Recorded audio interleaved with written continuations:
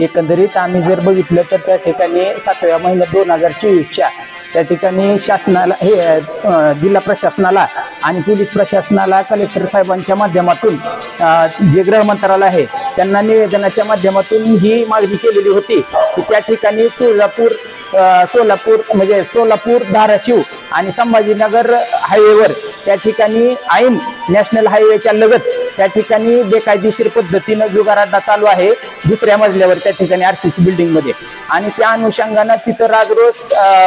24 तास रात्री अपरात्री ह्या ठिकाणी वेगवेगळे नशापाणी करत त्या ठिकाणी हा जुगार अड्डा चालतो आणि त्या अनुषंगाने ही लोक ज्यावेळेस ड्रंक अँड ड्राईव्हच्या माध्यमातून वेगवेगळे हिट अँड रनची प्रकरणं घडत असताना आपण जर बघितलं तर त्या ठिकाणी याबाबत संवेदनशीलता बाळगून हे जुगार अड्डे बंद करावे या पद्धतीने मागणी केलेली होती। परंतु दरम्यानच्या काळामध्ये इलेक्शन असेल किंवा आचारसंहिता असेल त्या पद्धतीने आम्हाला त्या ठिकाणी या बाबतीत आम्ही वारंवार प्रशासन त्या ठिकाणी विनंती केली की बाबा जी काही तुम्ही कारवाई केलेली असेल त्या ठिकाणी रेड केली का कुठल्या गोष्टी कारवाई केली या संदर्भात आम्हाला 2 अक्षरात कळून लेखी माहिती देऊन सहकार्य करणं गरजेचं होतं, परंतु त्यांनी केलेलं नाही आणि आम्ही जो आंदोलनाचा इशारा दिलेला आहे तो देखील त्या ठिकाणी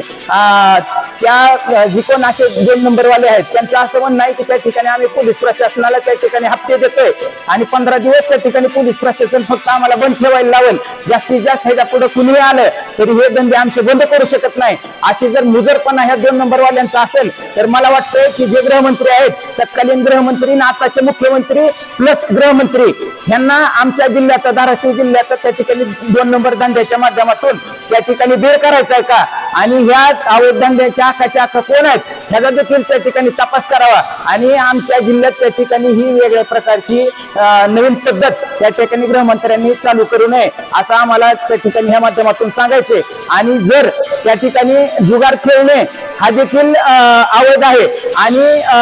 त्या ठिकाणी अड्डे चालवणे हे देखील बेकायदेशीर आहे, अवैध आहे, परंतु प्रशासन जर त्या ठिकाणी पोलीस प्रशासन जर लवकर जागा होणार नसेल तर आम्ही त्या ठिकाणी एसटी ऑफिसच्या समोर प्रातिनिधिक स्वरूपात त्या ठिकाणी जुगार खेळून प्रशासनाचा निषेध नोंदवणार आहोत, कारण प्रशासनाने या बाबतीत लवकर संवेदनशीलता बाळगावी, नाहीतर पुढच्या प्रकारचं आंदोलन हे मंत्रालयाच्या समोर केलं जाईल याची देखील त्यांनी नोंद घ्यावी।